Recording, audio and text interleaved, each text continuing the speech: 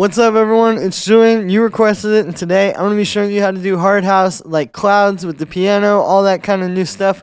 To go along this video, you can get this full template at the top of the description. Make sure to grab that, and let's get started. Alright, so we're at 149 BPM. The first thing up here is the piano.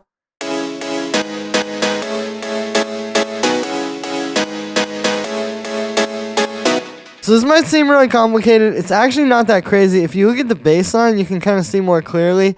It's following this chord progression where it's like basically C sharp minor, G sharp minor, A major, B major. So root, 5, 6, 7, and then back up to the root, right? So it's actually a pretty basic chord progression.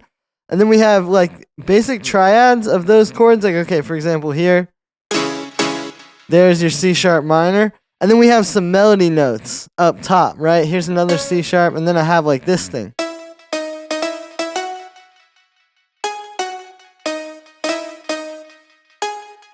Right, so you hear that sort of melody that's happening over top of the chords.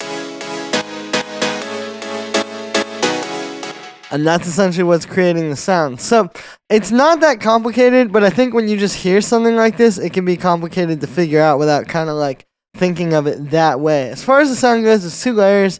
It's first this little house piano. So just turning off all the effects, it sounds like this. It's this very short, punchy sort of piano. I think that's very important, is more so the sound you start with rather than like what you do to it. You just need this like really short, tight, punchy piano sound. A little bit of 8th note delay. A little bit of really short reverb as well. You can hear it gives it a lot of stereo width, high passing, and then side chaining it to that little side chain we have. Then the second layer is playing the exact same MIDI, and that sounds like this.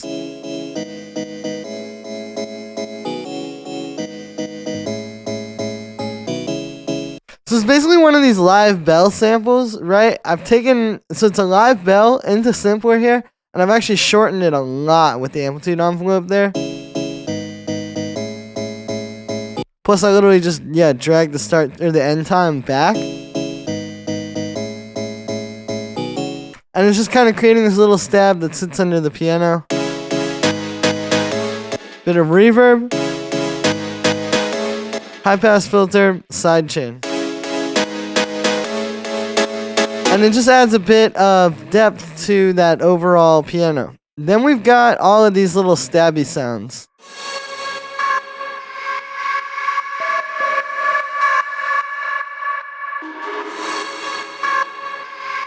Right, so it's all these little individual things, which I'll break down each one, but I want you to hear how these kind of all go together. You know, the piano and the drums and stuff together is cool. But these really give it like a bit more excitement.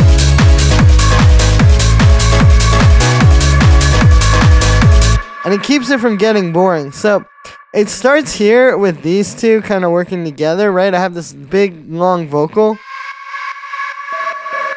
And then that little melody that you hear as well. So for the vocal, it's this thing, which I pitched. -8 to get it in key. Some long reverb, which is really wet because you kind of just want it to blur. Right, like that. A bit of a high pass filter. And then this auto pan to make it bounce off of the kick. And then that sort of works together with this one because they play at the same time. Right, so it's kind of like combining a sample and a synth. This one is made with wavetable. As far as the notes go, we're in the key of C sharp minor, so it's literally just going root 9 or 3 9 root. We can hear it just walks down to that root note. Really simple little melody, but it goes well over the vocal and over the piano. As far as the sound on this one, it's made with wavetable. Like I said, it says Echoes wavetable. Plus this dual saw. You can see in the matrix here, I'm moving that around, the first one. Right, just like that with this LFO. A little bit of a low pass filter because you want this to be a bit more subdued. A ton of unison, you can see. Some reverb, which is up pretty high. Again, we want it to be kind of subdued, more in the background. High pass, and then an auto pan kind of faux sidechain. Then we got this little synth. Right, so what we're doing here is this one's playing around with this 9th, 7th, or 9th, 5th, 3rd, and then here we're going 4th, 5th, 3rd. So it's just kind of like, again, all around that 3rd. Just simple little melodies, but you can hear it just transitions to the end of every 4 bars really well. Just to have that little do-no-no, and then right into the stab. For this one, Smooth Wavetable, we're using a square wave here with a bit of a low pass filter because, again, you just want it to be, you know, just a bit more subdued and deeper. A ton of noise unison. That's really the sound on this one. Right? Then we got a bunch of delay going into a distortion. So here's without the distortion. And with it, you can hear it distorting those delay trails. So you really get a bit more texture out of it. Then we got some reverb. Kind of helps push this to the background and makes it ring out over the piano. Auto pan a little bit to make it sound sidechain, and then a high pass filter. We got this little stab here. Not too much to say about this one, just hits every 4 bars. I pitched it up to be in key. The original key was A, so we got it at A sharp plus, or C sharp plus 4. Got a little bit of reverb. Auto pan sidechain. High pass filter. Then we just got this little vocal stab, which hits on the beat like that. This is actually the same vocal from up here. I just took a little piece of it. And yeah, it's like literally just an 8th note and then it ends. This one's got a little bit of reverb, another auto pan to make it that reverb bounce off the kick and kind of sound sidechain, and then a high pass filter. Really simple, just more about where it fits in with the beat.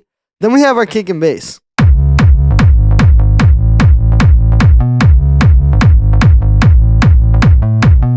So for the kick, right, it's just one of these big, fat, hard dance kicks. This is one of mine from one of my, I believe this is from the Hard Rave Techno Essentials drums. I've taken this and made it a little bit shorter. I pitched it up too so it fits in key with the bass line really well. And that's really it. It's more about where you put this as far as levels. You just want this right on top of the mix, just like really punching through everything. Then for the bass line,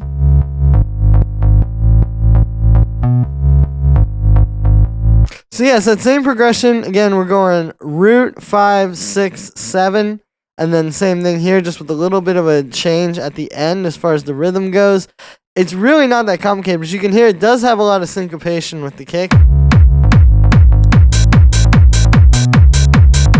Like a lot of the groove in this is happening just with this bass line and how jumpy it is. There's also a bit of swing on this. I've got that on the piano as well, so we're getting, you know, a little bit more groove through there, and then I've got that at 72% up here. As far as the sound goes on this one, so what it is it's 2 square waves. They're an octave apart. So you're getting this really fat sound. Then we got a low pass filter with an envelope on it. But the filter stays pretty open, like 296 hertz. You're still letting through a lot of very fat, low mid-rangey frequencies. Right, and you can really play with this in the mix too. Like if you bring, so if you hear it here, but then check out if I bring it down a little. It almost changes the whole energy of the track, and then we bring it up. So I'd really play around with that. That can do a lot right there. Then we got this EQ8. The thing about this, so we're cutting a little bit of sub out. And see how it gets really loud on the higher notes? So that's why I've essentially put this little cut here. And see, it keeps it from getting louder on those high notes, but it doesn't damage the low end at all. It just keeps it really even without having to do a whole bunch of compression or anything. I'm converting this to mono because sometimes that sub cut can mess up the phase. And then a little auto pan to make it bounce off the kick.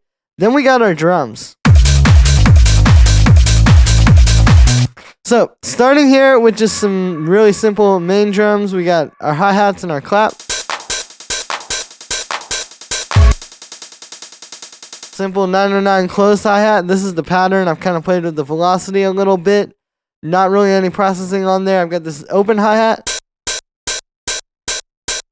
This one, there actually was a lot of finesse work. Even though it seems really simple, it's really just getting that right length, like really playing with this ending here and getting it at the right length for your track.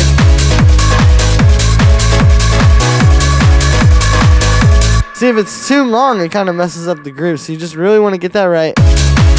But if it's too short, it'll also mess it up. I've got a little bit of chorus on that to spread it out too, because I noticed they got some pretty wide hi-hats. Then we got the clap. And this is another element that is actually like got to be pretty loud if you really want the beat to hit. Then we got some rave loops. Right, so these are just sort of that classic, like, these are some of mine from my sample packs. I've then got this whole group sidechained. And we've high-passed it as well. And that's also like dealing with that bass too. If you're gonna let the bass have a little bit more mid-range,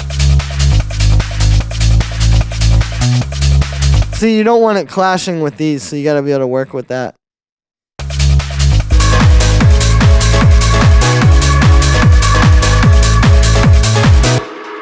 So that's me for this one, guys. I hope you enjoyed. Make sure to like this video as well as subscribe. Like I said in the beginning, you can get this template at the top of the description on my website. And make sure to comment as well and let me know if you guys want to see more hard house tutorials like this. Thanks for the support, everybody, and I'll see you tomorrow with another video.